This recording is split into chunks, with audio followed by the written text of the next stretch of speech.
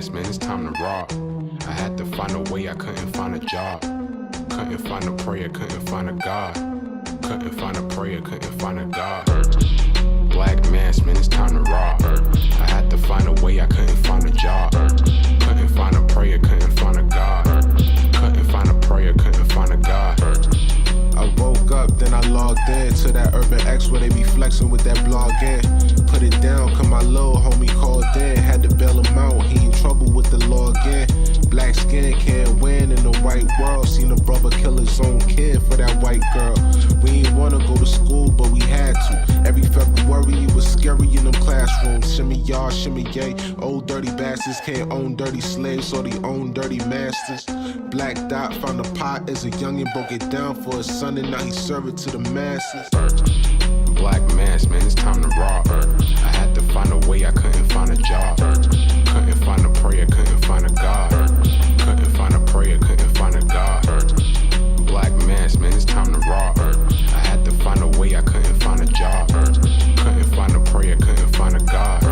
Couldn't find a prayer, couldn't find a God. Urban excellence, a product of my residence. From 4 to 44, Obama was the president. I told mama I ain't trying to go to church. I'm like Adam, every Adam is a product of the dirt. And I've been reaping what he sowed. I got the product, got the dirt. And I can teach you what I know, but then you gotta put in work. You in trouble if you waiting on the government. I told my bro I make it out the hood, and that's a covenant.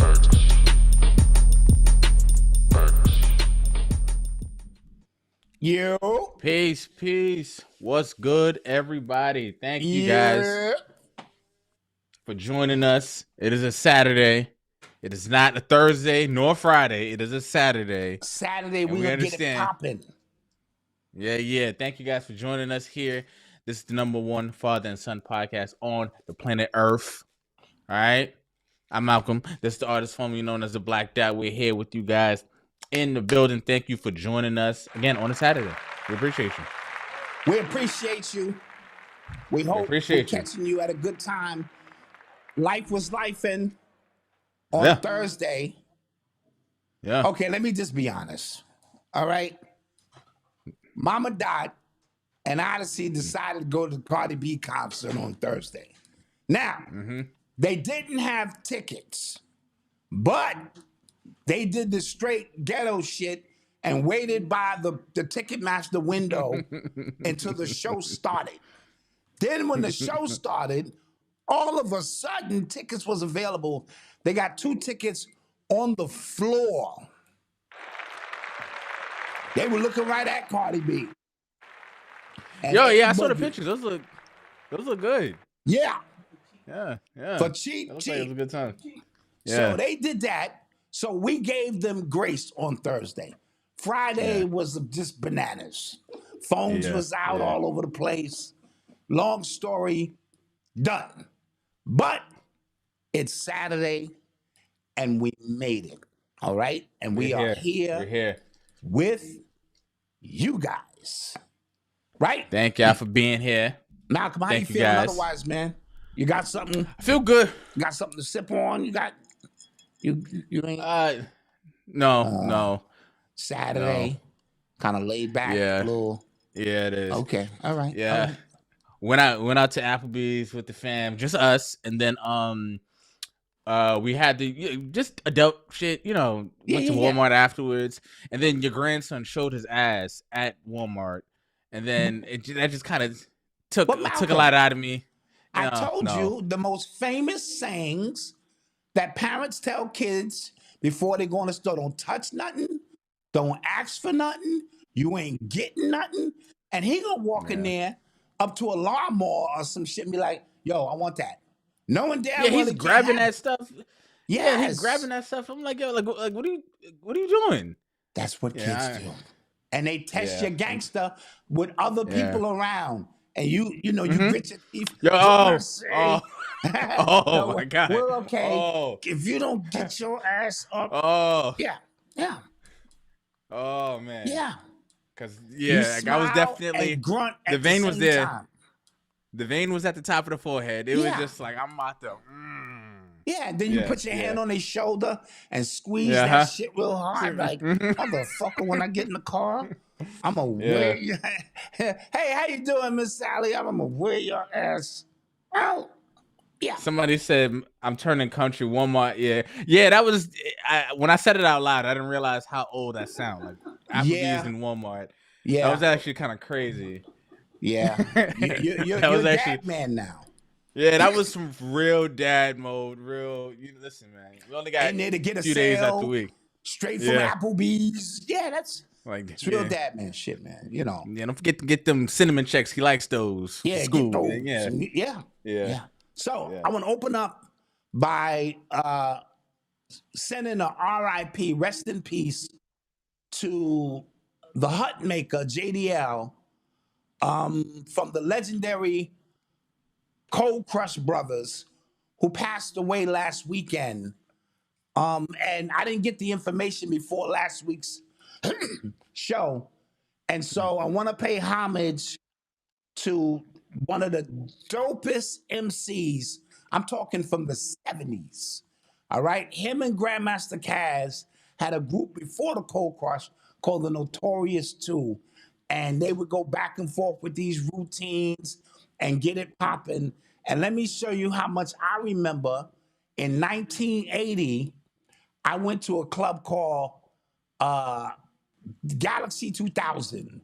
And it was right up the block from where I lived. And it was Easter. So, I was fresh.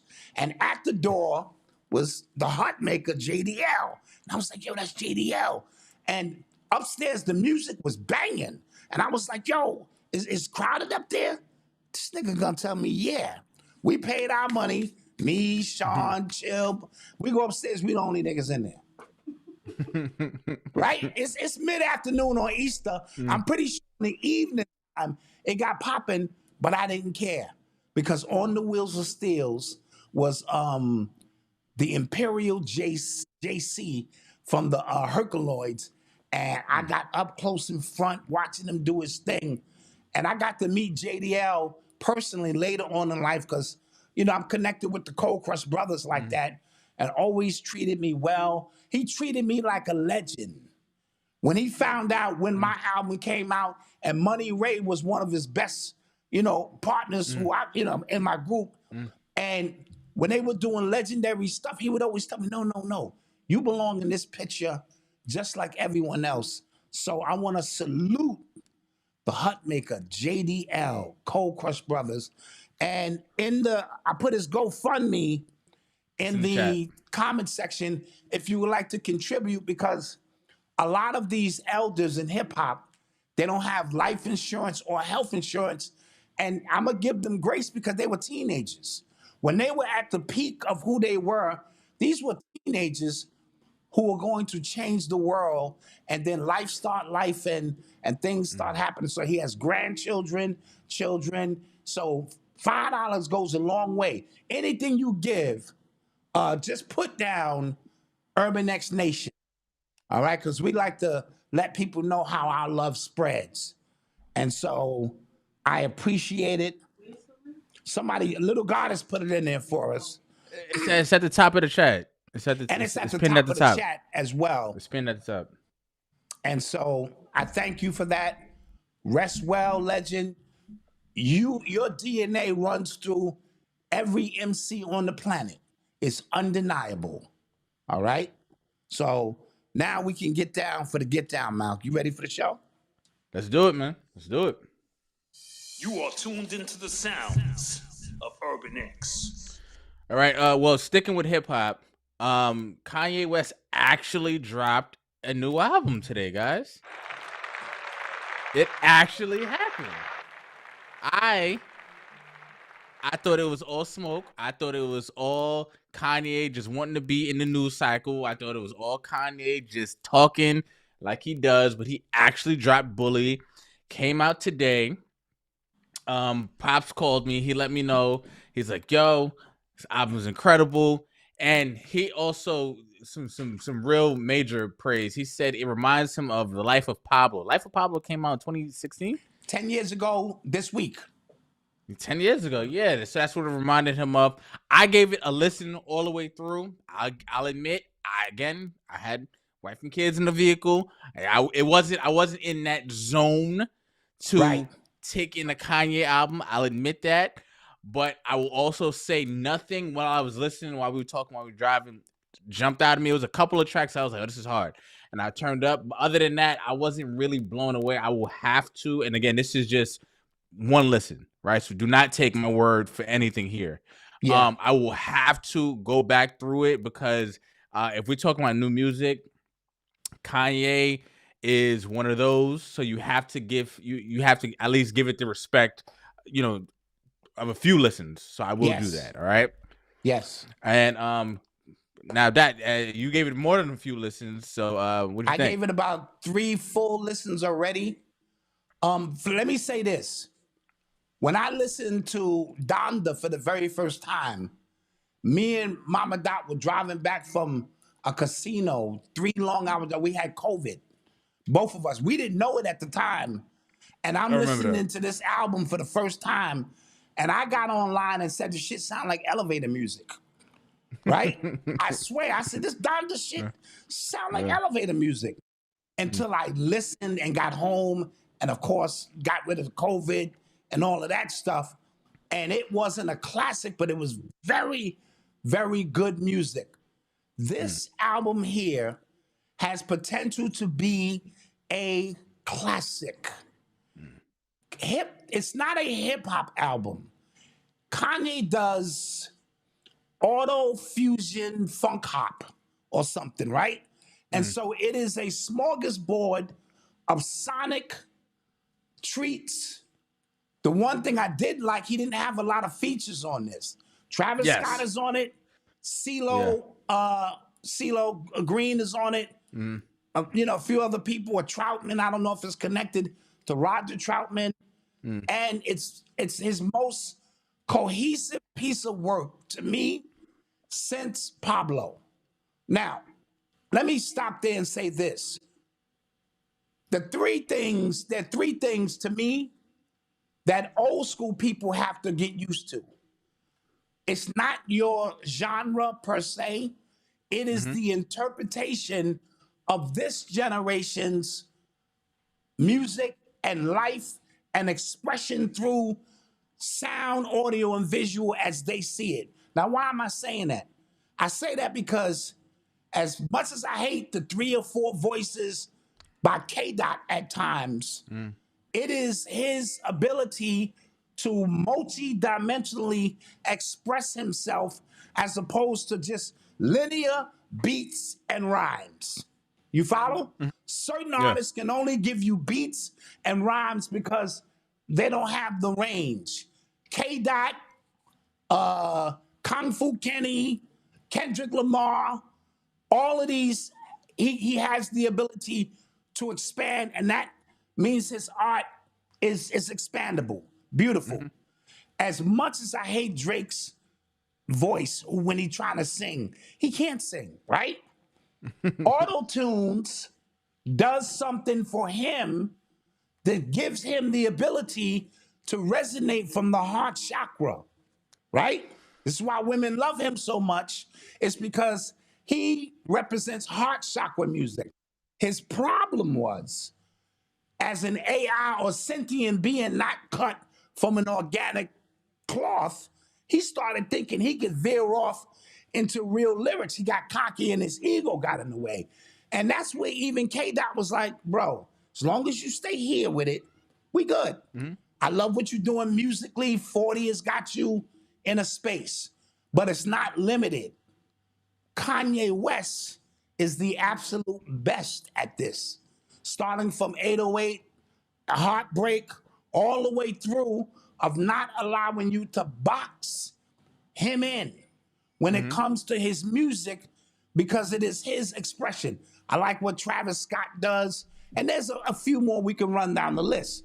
Now, I'm saying this because purists or hip-hop purists, they hate all of this new stuff. You know what I mean? Because it's not boom bap. Now, when I want hardcore, just beats and rhymes, like a nigga just put a beat on and go, the best right now in the business is RJ Payne.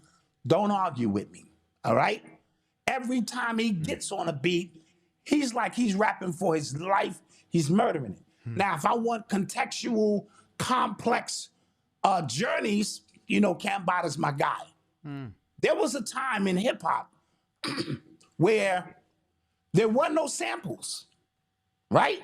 The drummer had to replicate these beats live. Now, keep in mind, you're going from the park, flashes on the beatbox, or he's cutting 2 records, and Melly Mel and them are rhyming. Then, when they went to the studio to actually record, you couldn't just play a record.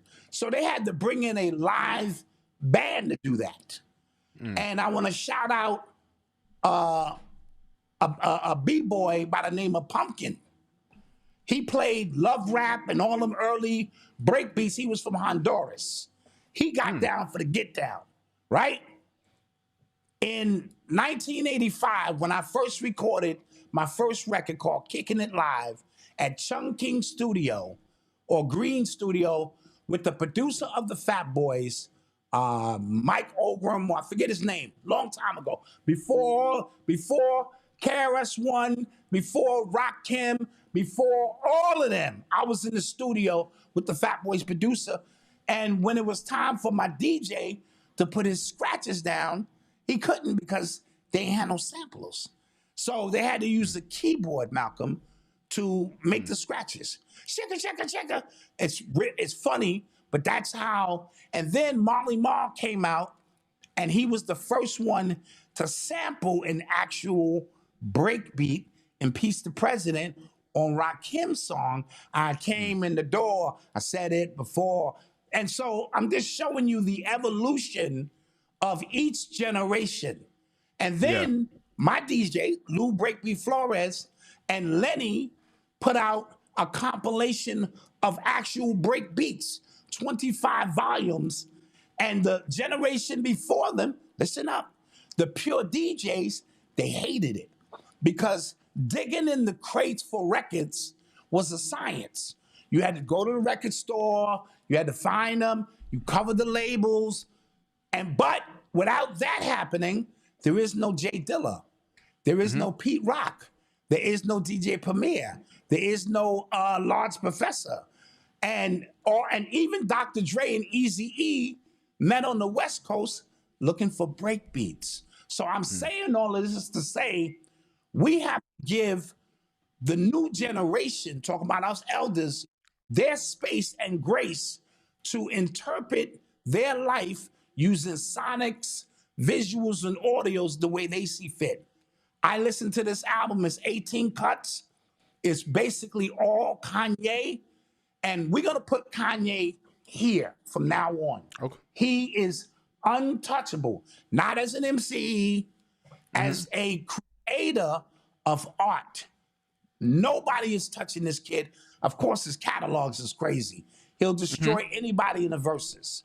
This one is the most cohesive work, in my humble opinion, since Life of Pablo. From beginning to end, Kanye, and there's no agendas. He ain't throwing no subs. He's giving you his life as he does. And we're not talking about his, and miss me with what he's going through. He's crazy. Let the music speak. Get in a place where you can turn your music up.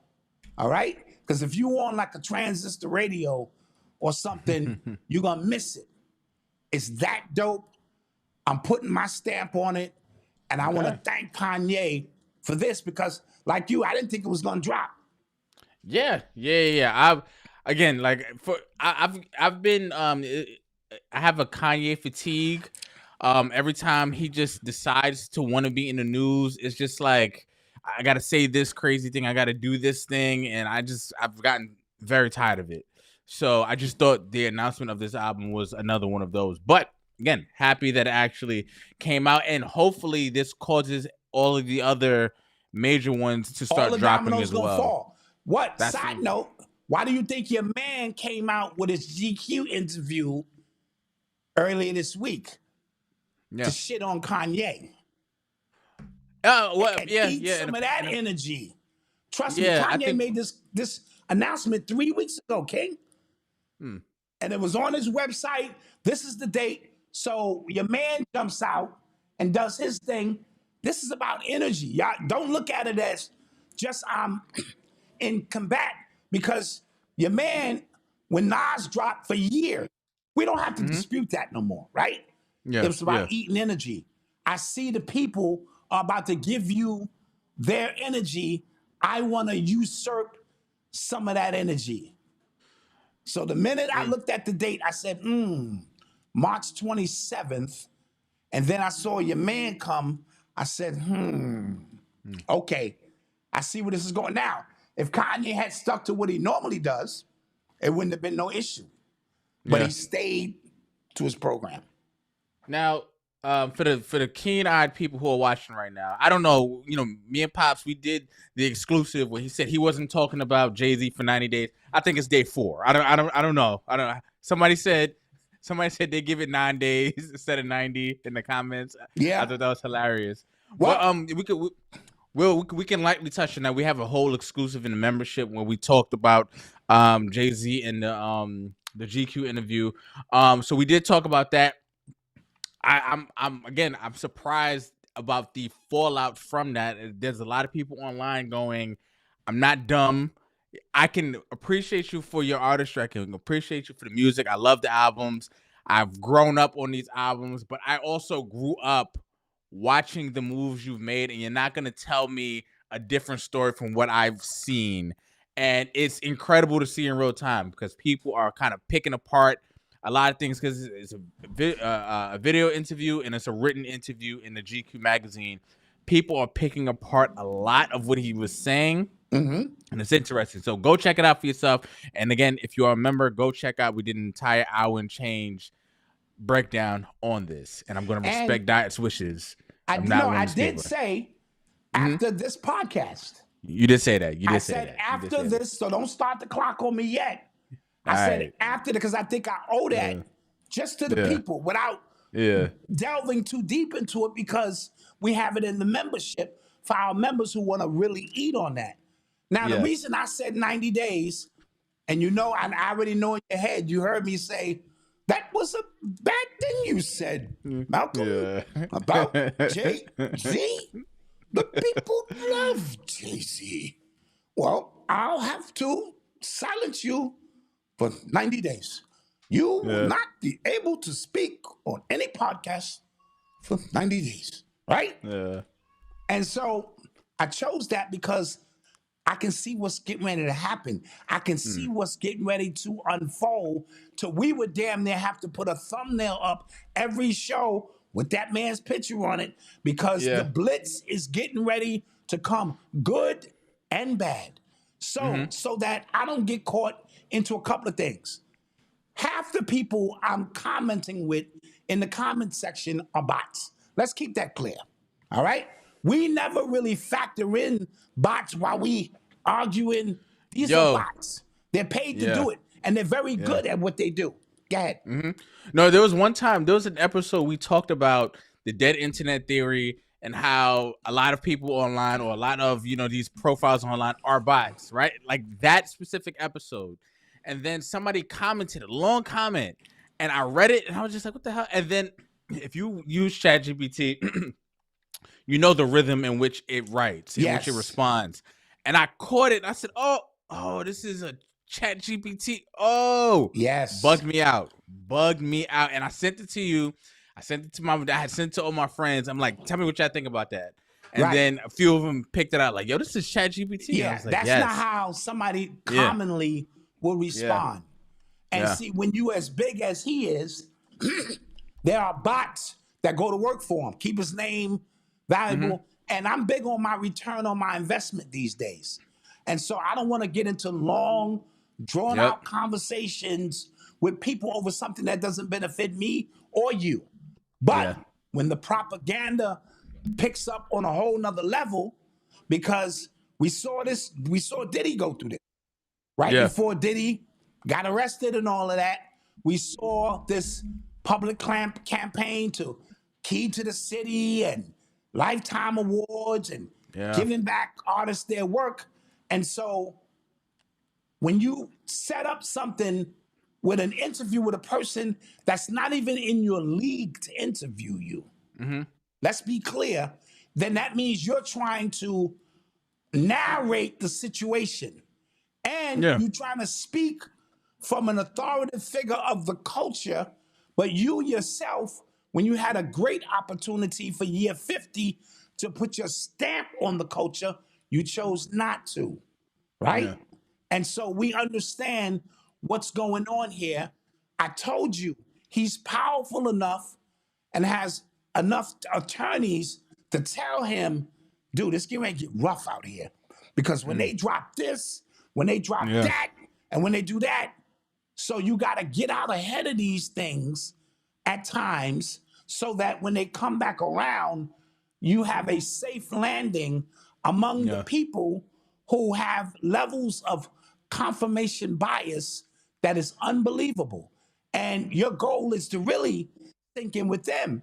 But we speak about a new time, a quickening, and an awakening where people are going, I ain't buying it. I would have bought it Yeah. 10 years ago. Yo. I'm Right. not buying Right. it. You got to think when did 444 come out? About 10 years that- ago. That was about 10 years ago as well, right? Like 20 eight something, yeah. Yeah, it's like, yeah. So I remember when that came out, I love that album, by the way. Like One of my best albums, yes. I really appreciated that album. But that was, I would say that was like towards the height of the quote unquote Black excellence movement, where we associated quote unquote Black excellence with just having a lot of money, right? And in that time, we've grown to understand like what excellence really is, grown to understand because a lot of people at that time were delving into politics, and we understand like, okay, he not, and I'm not just speaking about him or this person, that person. They have money, but they're not really versed in that. I don't think we should listen to this person when it comes to that, right? And then we're starting to understand, we're starting to differentiate what Black excellence means and what it means to us going forward. That's why we came up with the term urban excellence, because every time they posted a picture, quote unquote Black excellence, it was just rappers and entertainers, right? It was like, okay, like there's other examples Glasses of in our community, champagne, right? you know. There's other examples of what excellence can mean in our community to us, right? He is still stuck how he thinks we perceive him, right? Right. Thinks a bunch of money means you're right about everything. You're going to just overlook Your mic is going everything. in and out a little bit. I don't know. Go ahead. Hear me now? We good? Yeah. All right. So yeah, I was saying he thinks that a bunch of money is how, you know, how right he is and how moral he is, and he kept bringing up these initiatives, right, that he had, that he was putting on and things like that for people in for Marcy with crypto. And then we got to think like, okay, what is crypto doing for us now, or for people in Marcy now, right? We're able to just kind of put those questions together, ask those questions very fast without him being able to shape the narrative. And I think I'm not sure his team saw the fallout from what that interview did, just personally. That's a great point, because who you were 10 years ago and who you are now, two different people, because we have more data and have enough of your footprint, your digital footprint on what it is that you've actually done. You can't just throw money. That's like a drug dealer, destroy the community the whole year, and then come out and give turkeys on Thanksgiving, and we go, what a great person he is. No, he's not, right? And so because we have all this information available, and he as an artist is limited to his ability to tell stories, and he picks some great beats. He can't do what Drake do. He can't do what Kanye do. He can't do what K-Dot does, right? They have evolved musically. So now he's talking about, and his evolution, in my humble opinion, came with 444, right? It was the first time he pivoted off of capitalism per se, and he talked about his personal life. He talked about being vulnerable. He talked about cheating on his wife. He did the nigga song, which was the OJ shit, which was crazy. He talked about Jews. This is the way the Jews did it. And so I think it ruffled people the wrong way. But to me, that was his apex in terms of being different, right? If he come out on some auto-tune shit, you wouldn't buy that shit, right? Right. And so he's limited from that standpoint. He still think he's Hove from 15 years ago. None of us are who we used to be. And you have to grow into your eldership. You're a family man with children, and and all of your business moves, most of them are to benefit you. You were starting the weed thing, that didn't work. Got the casinos going, that didn't work. You started the school, which claimed to help people, which left them in debt. And the list goes on and on and on of being a pure capitalist. And that doesn't work with new people who are coming into their awareness. It's always going to work for knuckle draggers who just want to hear good music and vicariously live through his stories of who he was, right? And so for 90 days, I'm going to park it. I don't care what kind of headlines you make. I'm done. And let's just watch. I will just watch.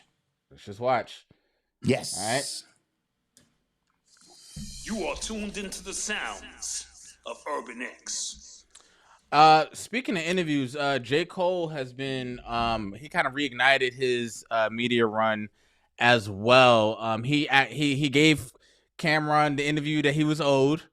So that was cool.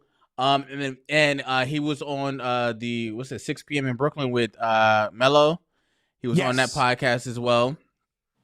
Talking about his album, also talking about the Drake and Kanye thing, which he was a real pivotal, portion of that whole thing.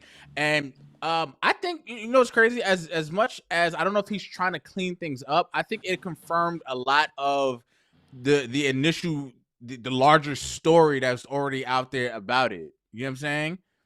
And he even said he gave some context. He even said that the song First Person Shooter, which kind of ignited this whole thing, was originally Drake tried to get Kendrick on it first to make it like a back and forth thing.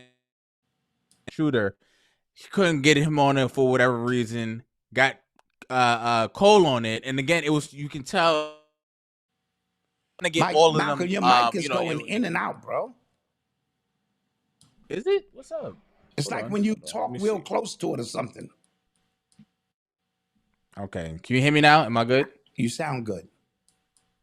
You sound good. All right. So. All right. So where was I? Oh yeah, I was saying So yeah, Drake was trying to get all of them on there, and you can tell like from the lyrics.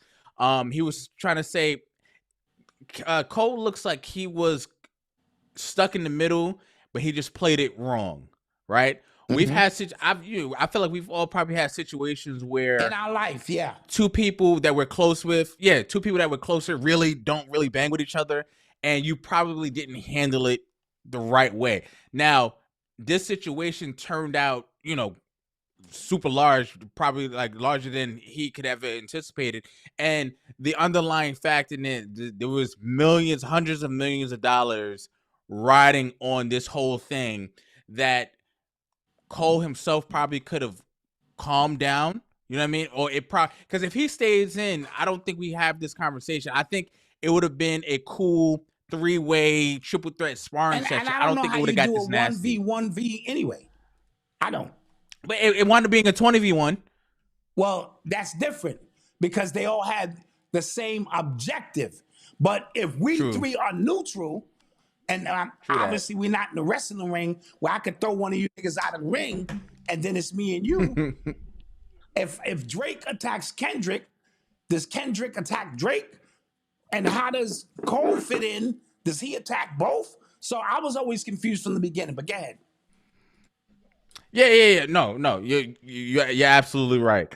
But again, I just felt like again, you've probably had a situation where again these people don't like each other for real, but you are the glue that is kind of keeping everything kind of cool. Peaceful. Like it never got to blows because you were the one going, all right, yo, chill out, chill. But as soon as he steps out, Malcolm. Exactly. Yeah, this was bigger than that. Yes, it was. Side note, it was. I didn't put J. Cole in the mix with Kendrick, Drake, and Kanye, and that's why people say he's boring. He don't have multiple egos. I mean, alternate personalities. But he admitted to having a persona. Yeah. Yes, he is. But he asked in the interview with Mello, he admits to having quote unquote a persona, and what people are getting on him, but like you've been talking, I'm the best for like 3 years leading up to this, and then you had a perfect opportunity to show that, and then you didn't. You backed out. Mm-hmm. And he said that basically it's a persona, and which I understand. Rap is a competitive thing. You're supposed to have that bravado, and his car got pulled, and he ain't want to do nothing about it. And I'm not making excuses for him, but he did throw the first shot. It was a weak one, but it was a shot nonetheless. Before he was instructed. Go ahead. You know why I appreciated that his initial shot so much, because it showed me that when rappers get on stage and they say, yo, I love this person, that was his real feelings about Kendrick's albums. Like that shit was boring. I didn't like that. Oh, that one was cool. This one, I'm like, oh, like he's being honest. They're talking like everybody else talk. This is how we kind of all, discuss music. So I was like, okay, cool. And then to take it back, and he took it back, in my opinion, because he didn't like the reaction from the people, because now you are the main character now. We're all eyes on you now. And now we're looking at your album and saying, your albums is boring too, nigga. Like, what you talking about? Right. And that was what happened. That was the first battle that was a corporate battle from the beginning. All right? Now, we know Busy B and Kumo D, even Nas and Jay-Z was a battle for New York City, right? Wasn't political. Mm-hmm. It was turf. Biggie passed away. Who gonna be the king of New York, right? Now, they both had labels, of course, that would love to get involved. Then you had Ja Rule and 50. I know I'm skipping over something, right? So the Ja Rule and 50 was personal. They shot his moms up. It was a lot of Ice Cube and Eazy-E, and it was business. Their business, not a corporate business, but you got this Jerry Heller dude in the middle of my money. And I felt that this one was the first corporate orchestrated under the guise of two guys who don't like each other. And I just fanned the fuel by promoting K-Dot with his own label and all this. You don't like him anyway. We're going to move your boy out of the way, however we got to do it. Friendlies are not wearing ties. You step back so they can get the clear shot. Then to support that, it's going to turn into a 20v1. And it amazes me for people who say Drake ain't about the culture, he ain't shit, but it took 20 motherfuckers to take him down after your man had already stomped on his head. And I'm this way. I didn't give K-Dot a lot of props for beating somebody that you say is not an MC. Right? You swear he's not an MC. We know you're an MC, and you it was like a layup. It's like Tyson being in the ring with a nigga who can't really box. And I would say to Jay-Z's point in his interview, because he talked about this, this was the first time, because Drake versus Meek was probably the first time social media got so heavily involved in a battle. I forgot about that one. Yes. Right? That was the first time memes got into it. If you remember, like they had Meek memes and stuff like that. They was putting like the charged up batteries up under his comments. That was the first time like that was This took it to the next level and to the point of being promoted. This battle, I would say, it was the first time. It led to You the know how Super white- Bowl. Right, It but went all the way to the Super Bowl. right. So you know how white people, they get involved in hip hop because it feels dangerous, right? It feels like, Yes. you know, this is dangerous. I don't live this life. This was the first time I felt like white people got involved in a battle because, again, it's dangerous, and I've never been involved in a hip hop beef before. This is, Yes. oh snap, you know what I'm saying? And then I can again, participate and I can participate in through, it, right? through It's just- internet now. Right. Yeah. That's what you see Taylor Swift doing at the Grammys. That's when they're Yes. playing it and everybody's rapping and just like, oh, this is dangerous. This is exciting. Like, you know what I Yeah. mean? That's what it was. You know I what get I'm to saying? vicariously for a few minutes living that dangerous life. Yeah. Right? So, yes. Salute to all parties involved. Let's get back to the music now. Yes. That's yes. all I'm saying.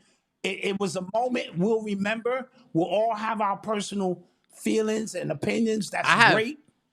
I have a take. I think in 10 years, I don't know, like the kids coming up, when they listen to each song by itself, no context involved, none of it, because I watched it happen with Ether and Takeover, right? Yes. I grew up, it was a known fact. Jay-Z lost that battle. He got ethered. That was a verb. He got ethered, right? Mm-hmm. And then I woke up one day and people just started saying, yo, Takeover was hard, right? Yes. And it is. If you listen to Takeover, if you just kind of listen to it in a vacuum, yo, he went crazy. Ether, you have to kind of understand a lot of context around what was going on. 36 in the karate class. I think it was 36. You have to kind of understand what was going on. I think that's why a lot of people's opinions on the battle changed, right? Now, I think the same thing is going to happen with this one. I'm going to fight back because when I wrote about it, what I said was, in this book, Malcom, I don't know if you know, I wrote this book called Hip Hop Decoded. I have the original. 20 years ago. And in there, I wrote an article called The New York Rhyme Story about Jay-Z and Nas battle. That was 24 years ago. All right. Now that we have social proof.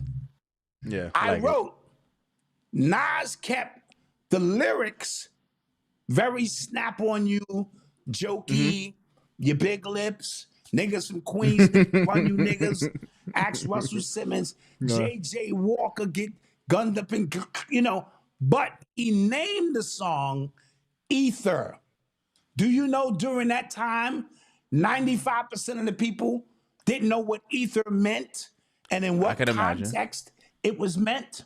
So I said, he kept it here, but he put a spiritual time stamp on that shit that now, since everybody know what ether means, you got to revisit the song. And he said, ether, the shit that make your soul burn slow. And here it is. He's still feeling the reverberal effects of ether because the shit make your soul burn slow, right? However, I agree with you too. In a vacuum, if you just listen to Takeover, but Takeover, he was killing everybody. He didn't just have a song to kill Nas. It's the same thing with Family Matters and all Drake's disses. He's dissing 6 other people on it. Right. And again, I'm telling you, in 10 years, when the kids listen to just those songs, it's not going to be as cut and dry as. I agree. In my opinion. And again, I've said on this podcast, Kendrick won that battle.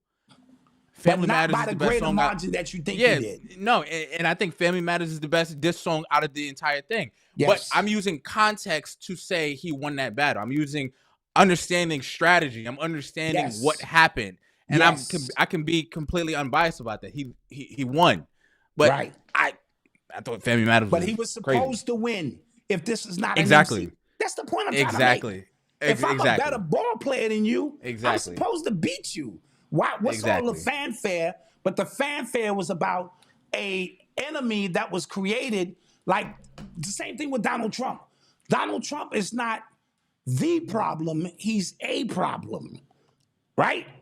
And when you make Donald Trump the problem, it makes it seem like when you get rid of Donald Trump, all your problems are solved. Drake was a problem with the social media, the bots, the system behind him, but he wasn't the problem. Lucid Grange and them are the problem. And because you focusing on Drake and all the love he was getting, can we just be honest? Yeah. He was just slaughtering everybody, no matter what, Jamaican shit, or whatever he got into, he just had a pulse on it, and that makes people jealous, especially when they know they can rap better than he can. Yeah. Yeah. So let's just keep it a beam. Yep. You are tuned into the sounds of Urban X. Let's get to some more stuff. Your man Tiger Woods. What the F, man? Jesus. I saw the story. He was involved in a car crash, flipped over his vehicle. I said, hopefully he was trying to avoid a squirrel. You know what I mean? Hopefully, you know what I mean? Because again, I don't know what it is about 2026. It feels like we are going back 10 and 12 years in this year. Like if I was to speak with somebody in 2009 and like, Tiger Woods got involved in a DUI in a crash. He got arrested for DUI's mugshot. Wait, that just happened. Yeah. What the hell's going on? And that mugshot. He looks like he has a lot weighing on his spirit. I thought he was. I don't know. Like once the divorce and stuff happened, remember he won that last major. Yeah, right. He's been playing golf with his son. Yeah, he looked lighter. I'm like, oh snap! He looks like he's in a good space. The last few times I've seen him again, he just looks heavy, and this is a combination of that. You know what I mean? Like, damn. Yeah, I watched the virtual golf thing. They got this new golf league where you swing into the automated piece for the long shots, but everything's short. You guys, you make your putts. I think it's a great concept. So when the weather's bad or just like a different kind of league, and Mama Dot looked at him right away and said, he don't look good. He don't look good. Something is weighing on this man since his dad died or whatever the case may be. Something is weighing on this man where every demon that wants to get at him is getting at him. Now remember this. We call it the bottle of spirits. When you have a drinking problem, you open yourself up to magnify your thoughts that are inside of you. And if they are already not in alignment, these demons, they come in, man. They come in. The devil's coming to collect. And for you to roll over again after 10 years or whatever, you didn't learn your lesson then, or maybe they rolled this car over. Maybe they see him trying to get back into this golf shit because that's a slave master's sport, technically. They call it the masters, right? Yeah. And black people couldn't do nothing. We couldn't even mow the lawn, right? He came out the box so fast, so strong. His melanin and ability to compute distance and width and all that was on 100. And he had his dad in his corner shielding him from all of the paparazzi and all of the chicks who wanted to give him some of that toxic pussy, right? And he was focused, laser focused. They said his stare intimidated other golfers, right? And they knew, like, if golf is a 3-day event, by day 2, it was over, right? Yeah. And so maybe they flipped his car. They see this new thing coming up. I don't know, but it looks bad on him, and I feel bad for him. So shout out to the chat.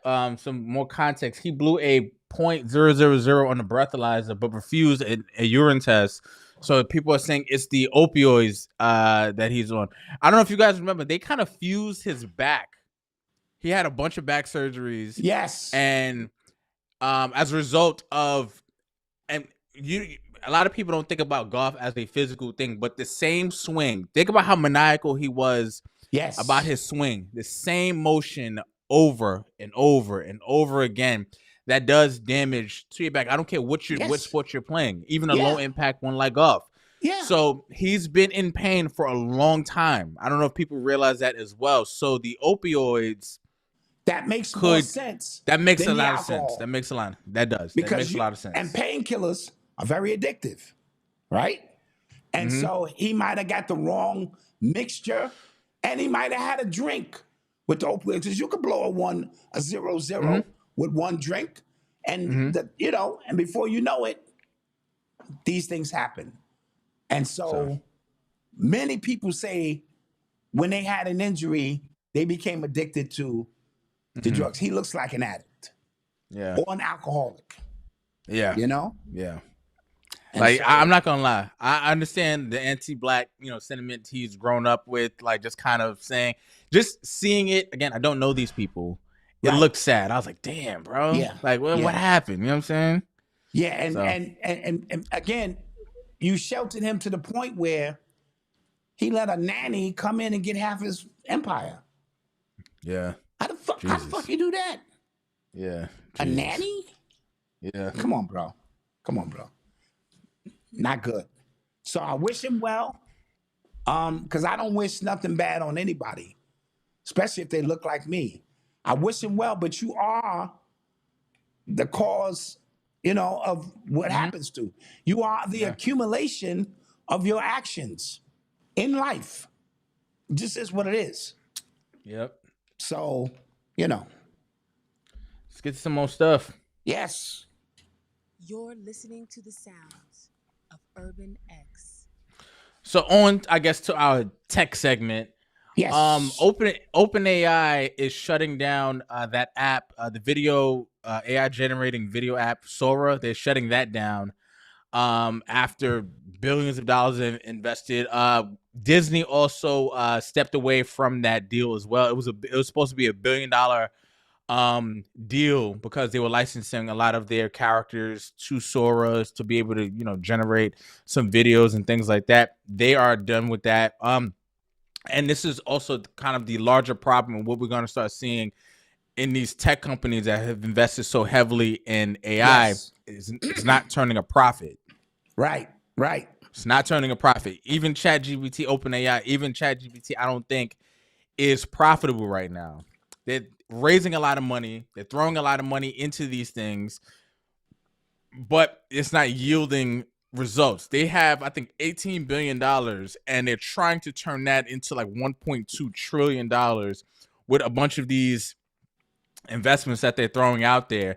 But what's happening, especially with OpenAI, there are other companies that are making leaps very fast. So And for cheaper. So Anthropic, who has Claude, right now is a better product. I saw somebody compare it to ChatGPT being Microsoft and Claude being Apple. Right. And that made all the sense in the world to me. I was like, yeah, like if you use either one of them, you kind of see the difference. Right. NVIDIA, they're trying to build their own they build their own chips, but they're trying to build their own large language model as well. Coming. I'm gonna talk right. about it. So and companies like Disney, they're stepping away because they're starting to see, like, again, it's not yielding the results that they want. People aren't taking to AI as fast as they hoped. So yeah, and it lends to what you've been saying, all of this great technology, and y'all eliminating jobs. Who's gonna be around to pay for all this shit? Who's gonna be around to be the consumers that pushes this thing forward? It's like y'all creating your own death. Yeah. Right? Yeah. It's like y'all creating your own death. That's like a bunch of men go to the planet Mars with no women. Yeah. And y'all talking about, yeah, we good, ain't no bitches around. Them bitches is crazy anyway, man. And my wife is getting on my goddamn nerve. And now you niggas is like, so what do we do now? You die. Yeah, that was an amazing analogy. That was great. Because that's exactly what's happening. They're giving money to each other for this technology, and they're saying, yo, you don't gotta use all them, and you don't gotta pay all them employees, have AI do it. laying a bunch of people off. Now there's a bunch of people out of work, not able to afford the damn products. I've been saying this. Yes. I'm going crazy. Yes. Crazy. You have. Yeah. Yep. And to add on to that, let's get right into AGI, which is being invented by NVIDIA. I need you to explain this AGI for me. Say it again. What is that? I need you to explain that. What? Artificial general intelligence. And what it means is they have now created AI that has common sense. So it has the ability to rationalize common sense things. You know what I mean? And that's very dangerous because the only step above that is artificial super intelligence. And super intelligence means this shit has the ability to solve any problem. It could be, it knows if the egg needs to be turned, it's got problems at home, that kind of shit. And that's what they want to put into these synthetic sentient beings, robots, and give them consciousness. So artificial general intelligence is the first step to actual consciousness. Like you could be at a job sitting next to a goddamn robot telling it your real problems. And that shit be like, you know what? I think you should leave that bitch, man. Because I would. I leave that hoe. I mean, shit you done told me about her, son. And you be like, this is a goddamn sentient that chat would just give you logical. Go home, work it out, see therapy. These are the list of the problems that usually, according to the numbers, say is the thing that brings down relationships. And then this artificial general shit is like, man, fuck that bitch, man. You don't try, son. You want to go to the bar after we get off weekly? And now we're moving into that space. Yo, did you see? Dangerous. Did you see Melania Trump walk out with that robot? I did.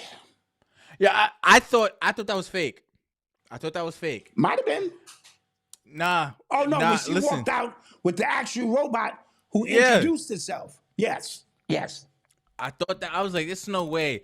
But yeah, they are. We talk about, Inception and kind of warming the people up. Yes.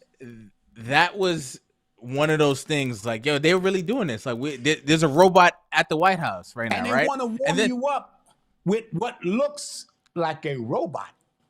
So you still feel superior. Remember, this is psychological shit. Had she walked out with somebody who looked like me, it was like, yeah, what's good? Yeah. I saw this other video. I don't know how true, I don't know how real it is. Because you know how people, there was a video of Biden walking when he was, the president. And it looked very, very similar. Now, the tin hat might be on, but what did they say in the Epstein files, though? The Epstein files said Biden been dead. Oh, yeah. They said that in the Epstein files. I didn't say it. So if Biden been dead, who's that? Could it be? And remember, Malcolm, the elders always told me times 9, right? So the times 9, if they tell you 1,000 people died from this flu, you times it by 9, minimum automatic. They do that to keep fear down and keep, so times 9 with the technology that they're showing you based on the technology they really have. Do you know even their Project Bluebeam, the holographic shit, they can have somebody standing next to you that you can't see through. Looks real. That's how far they've mastered the holographic stuff. When they get to putting this AGI, which they've already mastered, and they probably already at super intelligence, they just can't feed it to you. You are gonna be talking to damn near reptilians. And you know why? You know why? This is so interesting to me because it's a built-in excuse to show how fast technology actually moves. Yes. Right? Because everybody assumes, like before AI, let's say prior to AI, we just assumed they have, technology to run gas on water. Like we kind of just assumed that, right? But with AI, we have an understanding that it learns, right? And then there are other companies who are trying to outdo each other. So this company announces this. 3 weeks later, this company announces that. So we just kind of have a built-in understanding like, oh, wow, technology is moving fast now. When, again, they probably already had this, right? And then now it's just a built-in excuse to just dump it all into our face at once. As we talked about being in the quickening is accelerating. Okay, the only thing that exists here is your consciousness. You're not here right now, and I'm not here, right? These are projections of consciousness. So they have to accelerate not your physical being, your consciousness as a collective. When we talk about groupthink, this is why everyone gets a participation ribbon. This is why we all graduate and don't let nobody tell you anything different.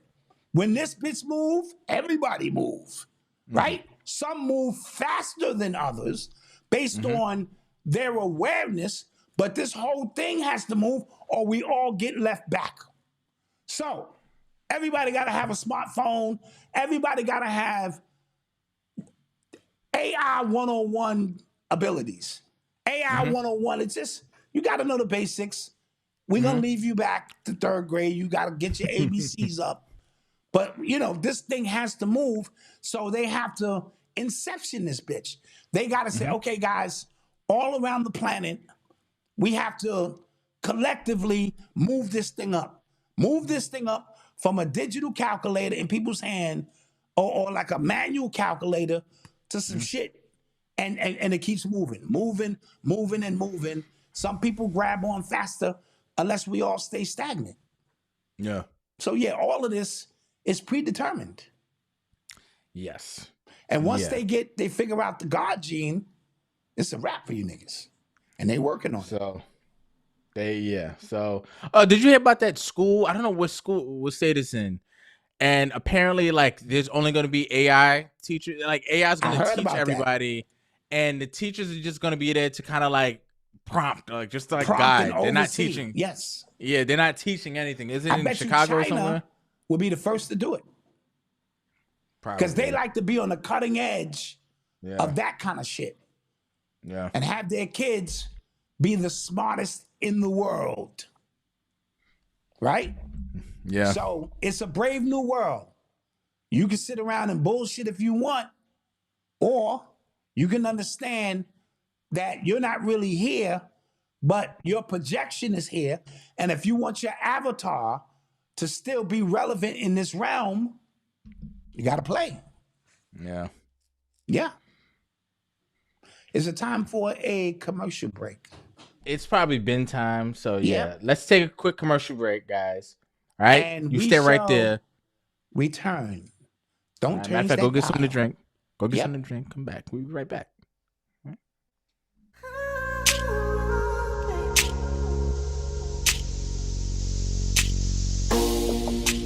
Hello, wealthy family. This is Chanel, Ascending Infinite Goddess, your favorite angel oracle. When was the last time you had a spiritual tune-up or felt truly aligned? All my angel services, whether it's an oracle card reading, chakra balancing session, or even mental healing sessions, are a channel to help provide you assistance on your journey. Whether you're looking for clarity, balance, or just direction, your journey is always evolving with every intentional decision. Connect with me today. Visit my website, www.ascendinginfinitegoddess.com, to see all services and availability, or call or text me at 786-828-8722. I'm so grateful to continue to be a vessel assisting you on your journey. And until we connect again, stay alert, stay aware, and live in love. Peace.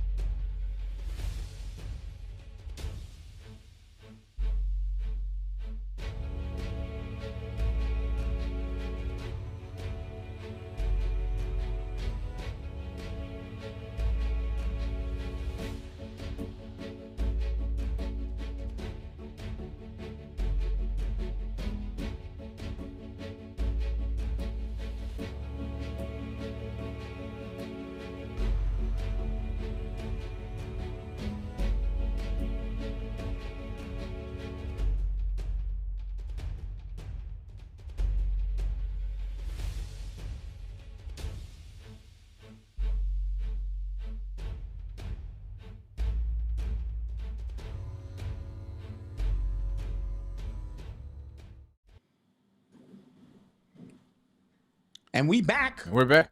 We are back. We thank you for your Saturday night participation. Yeah. We wanted to make sure we got one in for you, man. So, if we don't get that Thursday show, the default show is usually Friday. But we said we're gonna extend ourselves because Saturday is usually family time.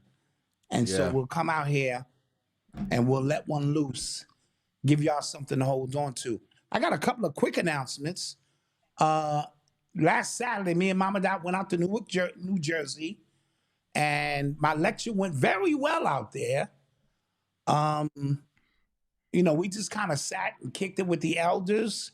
This is a beautiful picture that we have there of some of the participants who came through, showed love. I want to shout out Brother Jamal from Ohio, who came specifically to see me. He's from Ohio, but he was here in Jersey handling some business. And he came through and showed me a lot of love. I appreciated the support. And he made a donation and purchased, that's him with the Diet Coke shirt on. He goes back that far. And he made a purchase of 3 books. All right? And so I'm giving these away. If you want one, nice. sales at urbanx.nyc, and tell me why you want one, tell me the one you want, and you're going to get it. We're going to eat the shipping because that's what we do. So shout out Jamal from Ohio. Nice. I still have 2 meditation books from my brother Yogi G. All right? Meditation, deep breathing, and focusing on the future. Sales at urbanx.nyc, and you can get one of those. I want to shout out the Realist Lounge podcast. Shout them out. I was on their show. We were discussing love and relation. Love and relation. When I was young, I had a lot of love and a lot of relation. Now, you go down there now, it ain't a fresh cherry down there no more. It's a dried up prune, but you knock the dust off it. You can get it revving now. Back talking love and relation. So shout outs to them. I appreciate their podcast and giving me an opportunity to, share some expertise. Me and Mama Dot been at this for 30 years, man. It's a long time, man. Ups and downs and this and that. So shouts out all of that. Malcolm, you want to make any announcements? No. Okay. Well, let's get... Uh-oh. I ran into Urban X supporter at the supermarket the other day. That was dope. I forget his name. I think his name was Hassan. I forget his name. So let me get But you know who you are. You in Walmart, you in Applebee's, you in supermarkets, you going on trips with your son. Welcome to dadhood, man. Welcome. Yeah. That's what dads do. Yeah. Absolutely. Thank you for the super chats. People been showing love. We appreciate it. Chats. Let's get those likes up. Right? That's the way we communicate with the algorithms. Yes, hype the video too. That's a new thing please on YouTube. Do that new thing called hype the video, please. Hyping the video. Thank you guys. Please. Malcolm, you ready? Let's get to it. You are tuned into the sounds of Urban X. Diddy. I mean, not Diddy. Usher and Diddy. Yeah. So Usher was asked about, Diddy and things like that. And he said he doesn't want to basically kick a man while he's down. And this is off of the heels of an argument that apparently him and Justin Bieber had after the Oscars. Like, it was a very public fight that they had, right? What could that have been about? You know what I mean? And if Usher is not trying to, give it up what he feels about Diddy and what he knew, you know what I mean? 1 + 1 = 2 here. I don't know. First of all, Usher is Bieber's handler, right? Mhm. We see what allegedly Diddy did to Usher. You could call it any way you want. Ladies can have confirmation bias, and you think that's a man out there on stage. All great. I'm not going to argue those points. But we do know his parents dropped him off, his mother, at Diddy's house, and Diddy groomed him. So hurt people hurt people. He went and discovered Bieber and brought him to Diddy as like a dog would bring a bone to his master, right? And expect praise. Diddy moved him out the way and, started. And Usher's like, well, where's my cut? I'm supposed to get my finder's fee for everything you do because I brought you in. And that's what that argument was probably about. Usher coming on and saying he has nothing bad to say about Diddy is in compliance because Diddy still got the tapes, guys.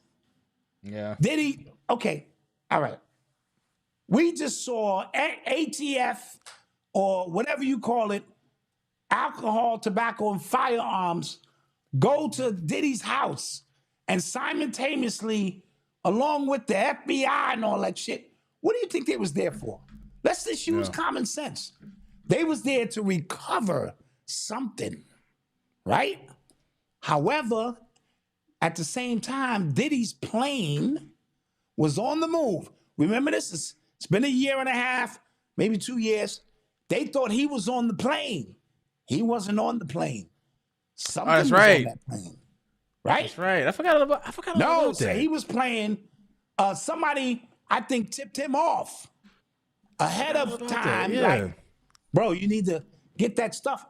He's had them tapes. It was his only leverage.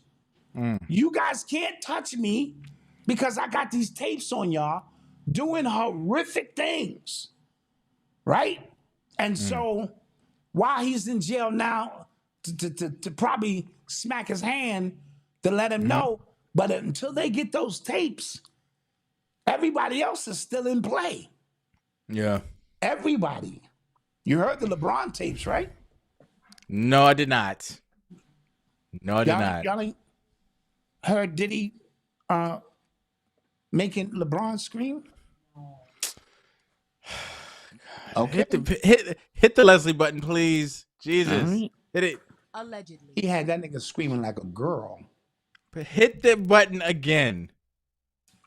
Please. Allegedly. Okay?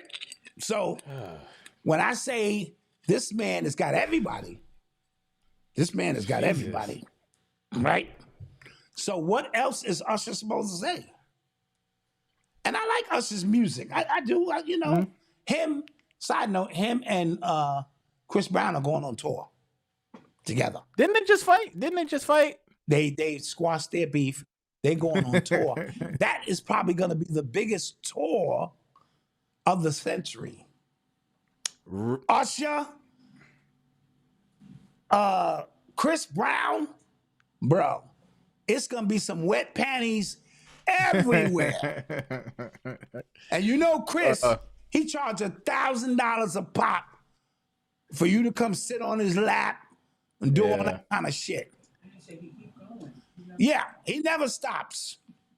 Did you guys did you see the verses between Tank and Tyrese? I didn't. I'm gonna watch it, but I heard it was good. Yeah, Tank smoked him. Okay. Well, Tank is a dope songwriter, and I think Tyrese had a moment, right? He had a moment, but Tank is a writer. And and so Yeah, so that happened. I think it's on Apple. You can go check that out if you want. I definitely like to check that out, especially on some R&B tip. But yeah, this Usher situation, he can't say nothing but I respect that man. I have nothing bad to say because Diddy's listening. Diddy listening to everybody. Yeah. Go ahead and say something, nigga. Yeah. Mm-hmm. That sounds scary. I am not on the Diddy tapes, nigga. even Kanye said in his new album, I don't care if you record me trying to extort me, you know. He said you can record me, extort me, because he know. Yeah. Well, speaking of LeBron, I guess, and this kind of has something to do with LeBron. Well, the NBA approved the expansion teams to Vegas and Seattle. Yes. So it's been long rumored or long that LeBron is trying to get the NBA team that goes to Vegas to kind of to own that team, or I'm whoever. hearing his investment team pulled out. That's what I'm hearing. Oh. The price is $7 billion. I think it's too high. LeBron don't have that kind of money. So they got to bring these investment groups. Magic's group might buy it. They done bought the Lakers, the Dodgers, and so they might get ahead and get the Vegas team. You know, Magic has 18 titles, 18 rings. Really? As a player and executive. He got 1 in high school, 1 in college, 5 as a player, 6 as an executive. He's got 3 from baseball, and he's got a couple of hockey or soccer team championships. 18 championships. Damn. Yes. Okay. He does the damn thing. Jesus. Okay. I think Seattle should have never lost their team.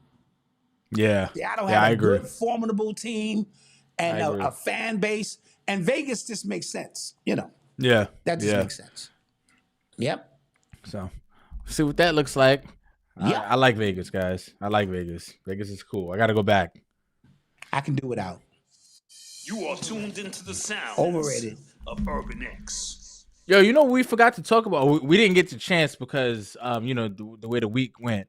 But the guy who started OnlyFans, he died at 43. I talked about that in my exclusive. My somebody's got to say it.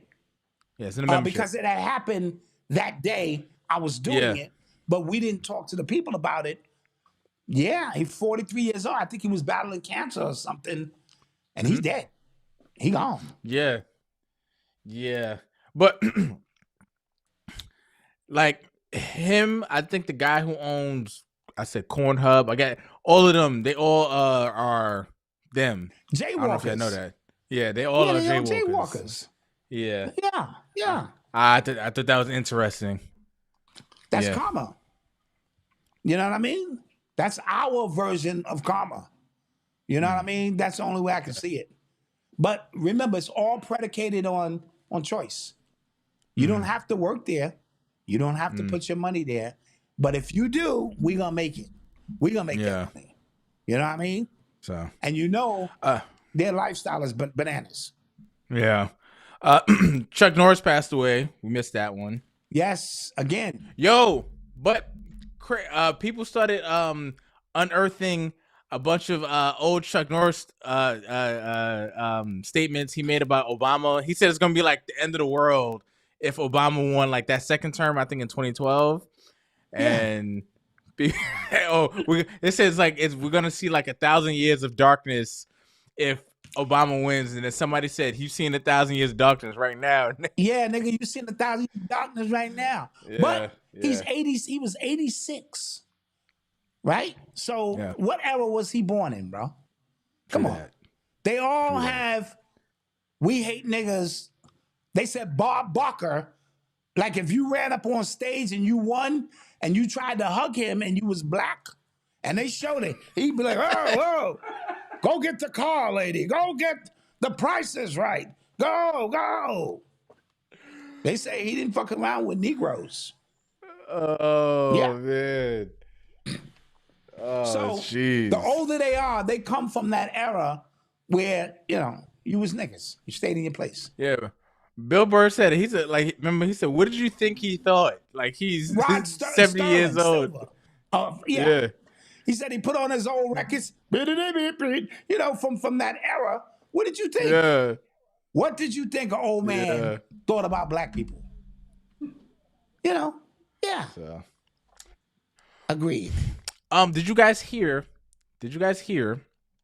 that the military is increasing the I guess the maximum age you have to join, I think from like 32 to 42, something to that effect. I thought about you.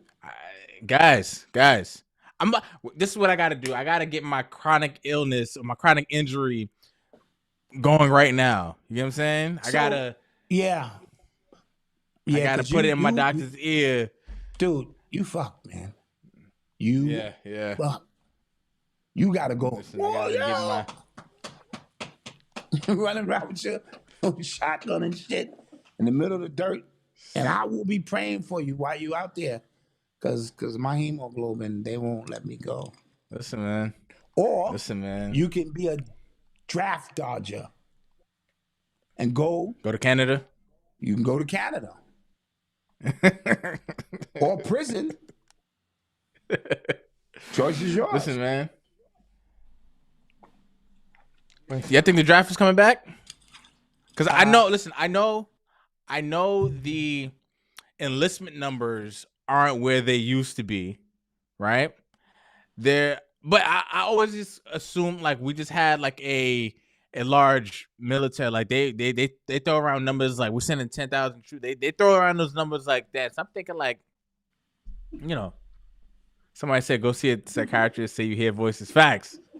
Yeah, facts. Nigga, you better do something. Yeah. Because daddy can't help you once you be like, yo, I'm here with the service people and they taking me out. You know? Nah, nigga. I'd be like, you better get out there and fight for your country, nigga. Yeah. You think the draft coming back? No? Malcom, you sound scared. Let me calm you down. like that. Dude, relax.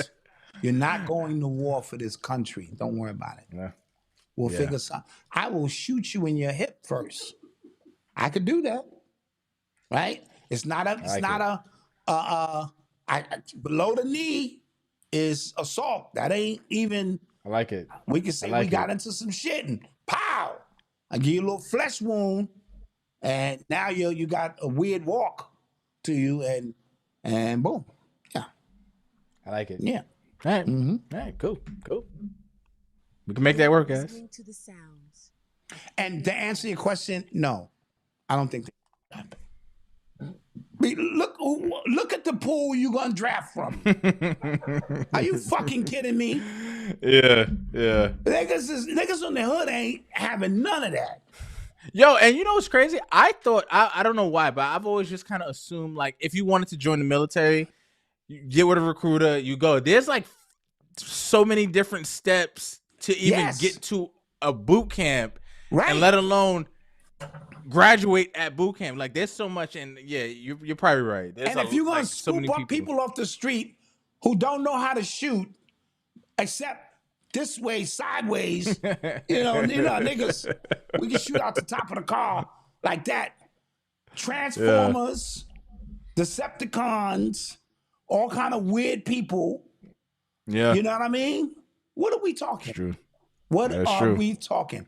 And if I don't see young women on that front line, because y'all want to be niggas so bad, and y'all want y'all equal rights, I better be a beautiful, chunky ass in front of me in the goddamn hole.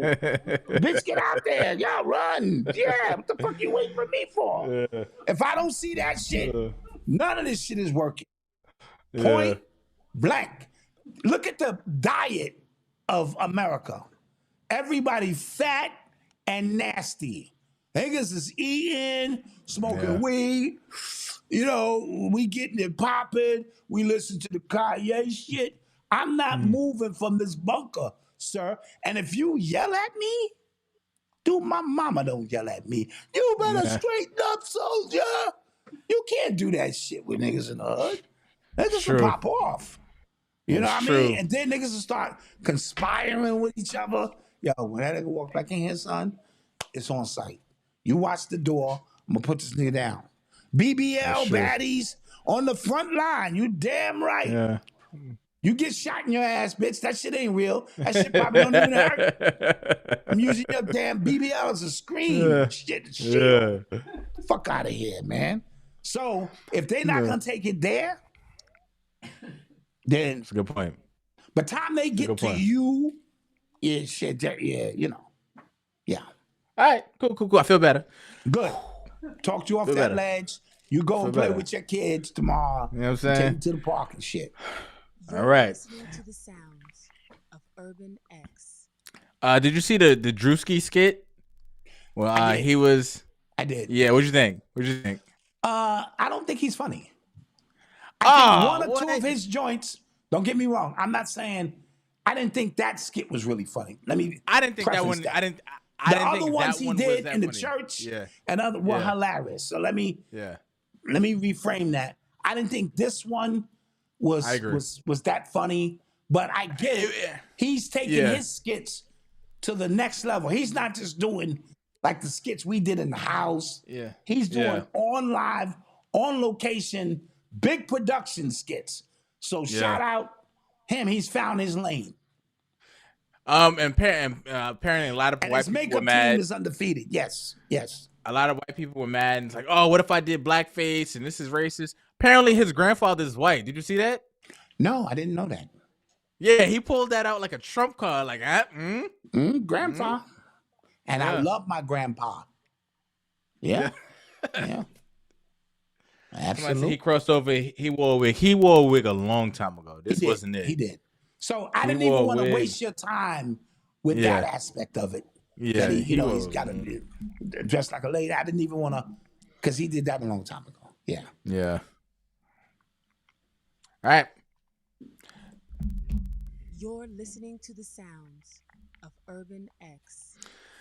Did you see Pinky from Slutty Vegan? She got her house seized, but she got it back. Oh, okay. But- Let me clap that up. She got it back. Because I was saying, putting my Earn Your Leisure hat on, about business, in which I don't know much. But I always thought your personal assets were not liable to be seized when you file bankruptcy because you have an LLC.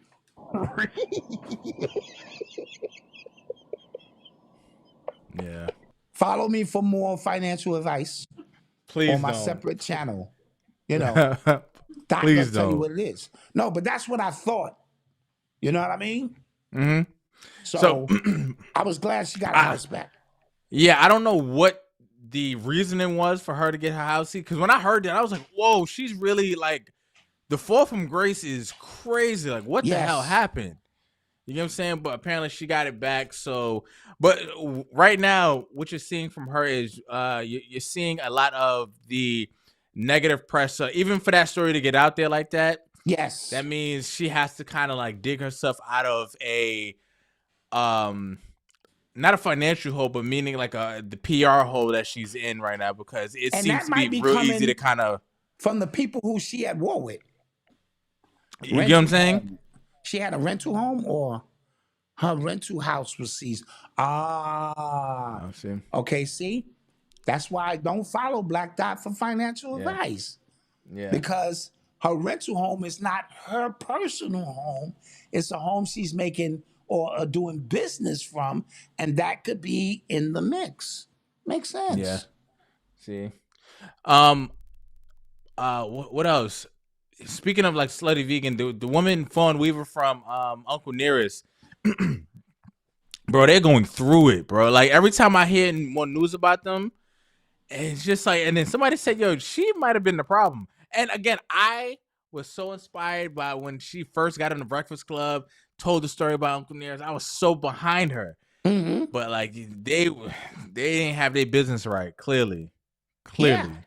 Yeah. And I told you, it's something about her eyes to me. She, and what she did to that classmate, I didn't like that. A lot of times, you're seeing people in their truest essence when they don't think you're watching and you watching. I didn't like that at all. Yeah. Jay Nightmare said it's called reputational risk. Got it. Oh, that's the financial term? I guess so. That's what Jay Nightmare just said. Thank you. Okay. All right. Yeah, I like she it. tried to. She tried to file bankruptcy, and a judge said, "You don't own this company no more. Like, you can't do that." And they tried to cite another case, like another similar case, but this is being Uncle Nearest is on it under a it's not a conservatorship. It's another word for it. On a federal level, not a state level. The last company that I was able to do that, it was under that I forget the word. It was under that thing on a state level. So they were trying to use that as a precedent to be able to file bankruptcy while the other guy is running the show now. But judge shot that down. So everything that they try to throw, every legal action that they try to throw at it, it's just not working. And it's just like they keep trying to send a message like, you don't control this company anymore. This is not yours. Right. And the takeover is happening right under our eyes. It's right in front of our eyes. But to me, again, it lends to, and this is not to put people down. Sometimes you bite off more than you could chew. That's all. That is it. Yeah. And the people you're playing checkers, and they're playing 4-dimensional chess, right? And they saw it with a slutty vegan. And your dreams and aspirations are one thing. How to get there in a formidable time and space in which you keep control is something totally different. Because it's like moving, you a nigga who move an ounce of weed, and that's it. And then they hit you with 40 pounds of weed, right? And now you in above your head, and you don't know who got what you should do with who. And so I just use that as an analogy, but it's like that. So you go from owning a restaurant, or now you own 40 restaurants. Dude, sometimes it's just not a good look, bro. What did you think about the AI, or not the AI, the Meta and the YouTube lawsuit? I'm unfamiliar with that one. Oh, snap. Okay, so Meta and YouTube for getting her addicted to social media, essentially. And I think they were held liable for that. Wow. Now that's rare, because that's going to open up Pandora's box. They already know there are people already suing Meta, right, for addiction, and YouTube and all of that, because they said their scientists, I did read about it, knew when this was created that it was addictive. They just didn't tell you. It's sort of like they know the sugar in these cereals is going to cause cancer, or the carcinogens in this will lead to that, but they keep it to themselves because they put nothing in front of profits. And so it's a long list of people who are addicted to social media. Yeah. We see it like every day. bro, like I know for me, my brain chemistry is different.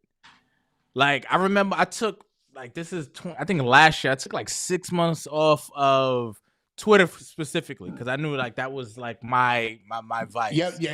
And when I came, and I took like 6 months off, and again didn't miss it. Like once, like I went back on, I was like, oh, nothing is happening here. It's still like the same. But once like your brain chemistry does change on these apps, and it's crazy. Like to be able to sit down for an hour to handle a task straight, like don't pick up your phone, don't check something, to just do the thing. But like, oh man, how did I do it? So How did I do imagine it before? life prior to that. You had no problem, and now my phone was out for 24 hours.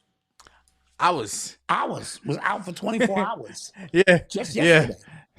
I was scratching like a crackhead. Service, and I was like, I still had a little internet, so I could still get a little thing. But right? Yeah.